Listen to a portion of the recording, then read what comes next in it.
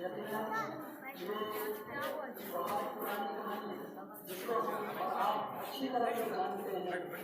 कहानी की शुरुआत कहाँ से हुई? कहानी की शुरुआत हज़रत शाह वलीउल्लाह से हुई है। 1803 में शुरू हुआ है।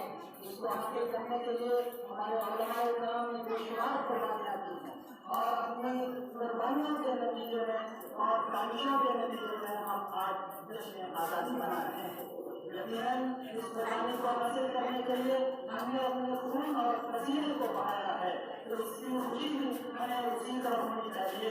तो दोस्तों, हम इसके लिए सबसे पहले इस आज़ादी की कहानी को समझने के लिए और जानने के लिए जिसको हम भूल चुके हैं, फरामोश कर चुके हैं, लेकिन हमारे लोगों में उसी तरह से खून दौड़ना चाहिए जिस तरह से हमारे उलमा ने, हमारे अशराफ ने, जिस तरह से गांधी जी ने, सुभाष चंद्र बोस ने और जिन्होंने उलमा ने इसी तरह के हमारे तालीम ने जो कुर्बानी दी है, वो खून हमारे घरों में आज भी उसी तरह से दौड़ना चाहिए।